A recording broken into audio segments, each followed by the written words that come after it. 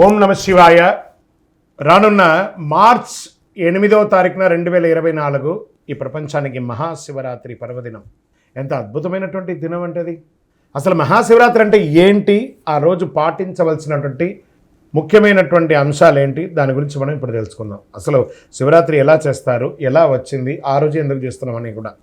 భారతీయ హిందూ సంప్రదాయ పండుగల్లో తిథుల్లోనూ నక్షత్రాలను ముడిపడి ఉంటుంది కాబట్టి కొన్ని పండుగలు తిథులు మరియు కొన్ని పండుగలు నక్షత్రాలు ప్రధానమవుతాయి. ఈ పద్ధతిలో ప్రతి నెల బాగా గుర్తుపెట్టుకోవాలి, చాంద్రమానం ప్రకారము కృష్ణపక్షమిలోని ప్రదోష వ్యాప్తి గల చతుర్దశి తిథిని మహాశివరాత్రి అంటారు.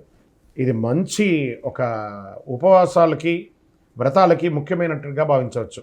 శివునిగా కొలుస్తారు అందరూ కూడా. సూర్యాస్తమ సమయమునకు 6 గడియలు ప్రదోష కాలం అంటారు. ఈ మాఘమాసంలో కృష్ణపక్ష చతుర్దశి అర్ధరాత్రి వ్యాప్తి చెంది ఉన్న రోజున మహాశివరాత్రిగా పరిగణించబడుతుంది. ఇది ఎవరో చెప్పడం కాదు, ధర్మసింధువులో నిర్ణయించబడింది. ఇది శాస్త్ర గ్రంథాల్లో తెలుపుతున్నారు. అమావాస్యకు ముందు వచ్చే కృష్ణపక్ష చతుర్దశి నాడే శివరాత్రి జరుపుకోవాలి అని నిర్ణయం ఉంది. మరి సంక్రాంతి పండుగ తర్వాత వచ్చే మొదటి పండుగ అండి యొక్క శివరాత్రి. అన్ని పండుగ పగటిపూట జరుపుకుంటే ఈ పండుగ మాత్రం రాత్రిపూట జరుపుకుంటాం. మహాశివరాత్రి రోజు అర్ధరాత్రి 12 గంటలకు జ్యోతిస్వరూపుడైనటువంటి శివుడు లింగ రూపంలో దర్శనమించి పవిత్ర ఆ యొక్క పర్వదినంగా భావించవచ్చు. లింగోద్భవ సమయం అంటారు. శివరాత్రి రోజు పగలంతా ఉపవాసం ఉండి, ఉపవాసం అంటే ఉపవసించడం, భగవంతునికి దగ్గరగా వారి నామస్మరణ చెప్తూ ఓం నమో నారాయణాయ, ఓం నమ శివాయ, ఓం నమో గోవింద, గోపాల, అయ్యప్ప, స్వామి శరణమయ్యప్ప, మనకి ఇష్టమైనటువంటి నామంతో దేవుడి దగ్గరగా వసించడమే ఉపవాసం.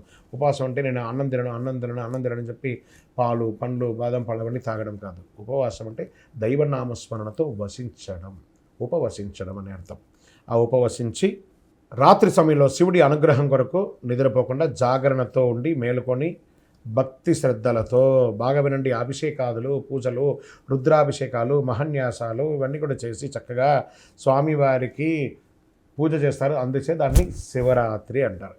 ఇది హిందువులకు ముఖ్యమైనటువంటి పండుగ అని కూడా చెప్పచ్చు. అత్యంత పుణ్యప్రదమైనటువంటి రోజు మహాశివరాత్రి. హిందువులు ఎంతో గొప్ప పర్వదినంగా జరుపుకొని శివుని ప్రసన్నం చేసుకుంటారు. మహాశివరాత్రి రోజు ముఖ్యంగా ఏవే పాటించాలి? ఉపవాసం ఉండొచ్చు, రాత్రి జాగరణ చేయొచ్చు, శివనామస్మరణతో అభిషేకాలు చేయొచ్చు. ఇలా చెప్పడం జరుగుతుంది. శివుడు లింగోద్భవమూర్తిగా అవతరించినప్పుడు దీన్ని ఎలా చేశారు అని చెప్తే ఒక కథ కూడా దీనికి ప్రమాణం ఉందట. శివరాత్రి ఏ రోజు వచ్చిందని చెప్పి లింగోద్భవమూర్తిగా అవతరించడానికి ఒక పురాణ కథ ఉంది. ఒకానొక రోజు బ్రహ్మ విష్ణుల మధ్య మాట పెరిగి వారి ఇరులో నువ్వు గొప్పనా నేను గొప్పనా అని తెలుసుకోవాలనే విషయంలో బాగా గొడవ పడిపోతారు. ఇద్దరు ఎవరు తగ్గేటట్టుగా లేరు. ఇవన్నీ చూస్తున్నటువంటి శివుడు వారికి తన శక్తిని చూపించడానికి మాఘమాస చతుర్దశి తిథి రోజు వారిరుకి మధ్య జ్యోతిర్లింగ రూపంలో దాల్చాడు. బ్రహ్మ విష్ణువు లింగాకారంలో ఉన్న ఆ శివుని యొక్క ఆది అంతం తెలుసుకొని రమ్మని చెప్పి పంపిస్తాడు.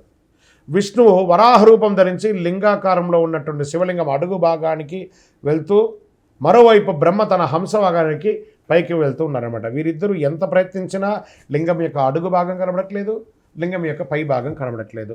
మళ్ళీ వెతికి బాగా అలసిపోయి మళ్ళీ శివుడి దగ్గరికి వస్తారు.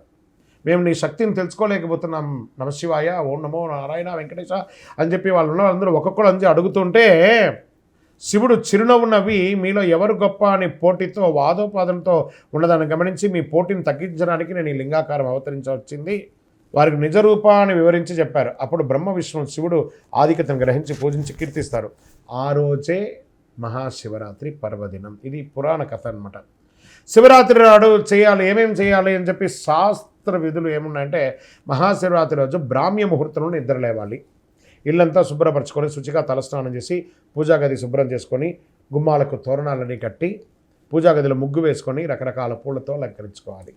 లింగాకారంలో ఉన్న శివుడికి శుద్ధ జలంతో, గంగా జలంతో, ఆవు పాలతో, పంచామృతంతో, వివిధ రకాల అభిషేక ద్రవ్యాలతో అభిషేకం చేసుకోవాలి.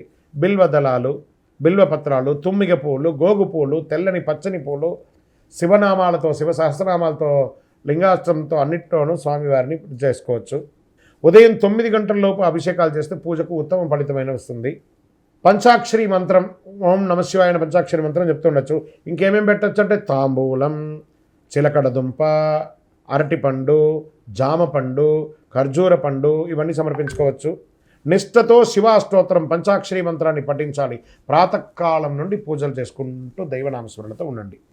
మననం చేసిన వారికి కాపాడేది మంత్రం అంటారు కాబట్టి పరమేశ్వరుని మనసులో నిరంతరం ధ్యానం చేసుకుంటూ ఆ స్వామివారితో మమేకమై కనెక్ట్ అవ్వడం, ఆ శివుని యొక్క రూపంలో కనెక్ట్ అవ్వడం. శివరాత్రి రోజు అర్ధరాత్రి 12 గంటలకు లింగోద్భవ సమయంలో గనక శివుని అభిషేకించి ఆరాధిస్తే చాలా అద్భుతమైనటువంటి ఫలితాన్ని పొందుతారు.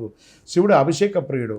స్వామికి భక్తితో నీళ్లు ఓం నమ శివాయ అని చేయండి. బ్రహ్మమురారీశ్వర అర్చిత లింగం ఆయనకు పోయండి. చక్కగా ఆనందపడతాడు. భక్తి ప్రధానం, దీనికి భక్తి మాత్రమే ప్రధానం, ద్రవ్యం కాదు ప్రధానం.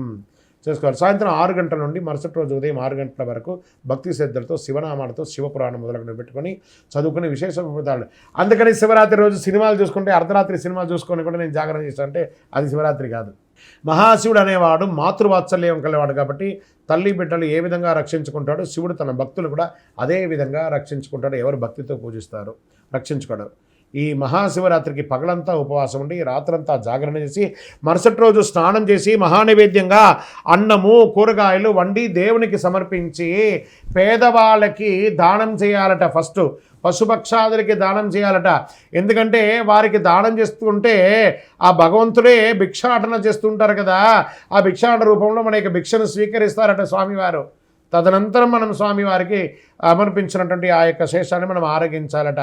గోమాతకు ప్రదక్షిణం చేసి మరీ పూజ చేయాలట.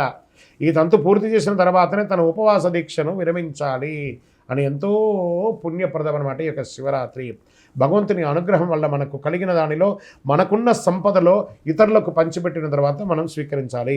సాక్షాత్ పరమశివుడు తన భక్తుల బాధలను స్వీకరించడానికి భిక్షాటన చేస్తూ వారు చేసే దాన రూపంలో వారి యొక్క కష్టాన్ని, వారి యొక్క ఆ దారిద్ర్యాన్ని తీసుకొని ఐశ్వర్యాన్ని తిరిగి వారికి అనుగ్రహ రూపంలో అందిస్తున్నారట. ముఖ్యంగా మీ ప్రాంతంలో ఉన్నటువంటి శివాలయాల్లో ఏ రోజు మహాశివరాత్రి పర్వదినం వేడుకలు చేస్తారో ఆ రోజే ఆయా ప్రాంతాల్లో ఆధార ప్రకారంగా శివరాత్రి జరుపుకుంటారనేది ఉత్తమం. మీరు కూడా మీ ఇంట్లో చేసుకోండి, దేవాలయంలో చేసుకోండి, మిత్రులందరూ కలిసి చేయండి. మీరు అపార్ట్మెంట్లో ఉన్నారు, అందరూ కలిసి చేయండి, కానీ చెయ్యండి, అద్భుతంగా చేసుకోండి. ఓం నమ శివాయ, ఓం నమ శివాయ అని చెప్పి పులకించిపోండి. అఖిలాండ కోటి బ్రహ్మాండ నాయకుడు ఆ శివుడు బోళాశంకరుడు, భక్తవ శంకరుడు ఎంత అద్భుతమనంటే ఆయన్ని ప్రార్థిస్తే ఓం నమ శివాయని పిలిస్తే చాలట సర్వాన్ని ఇచ్చేస్తాడ.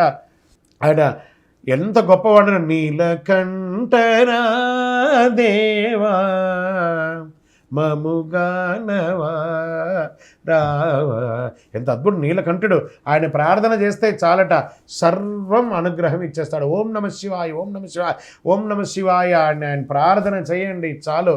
చంద్రశేఖరుడు ఆయన నటరాజుడు, కైలాసనాథుడు, బోళాశంకరుడు ఆయన్ని ప్రార్థన చేస్తే మన జీవితం అంతా కూడా ధన్యం.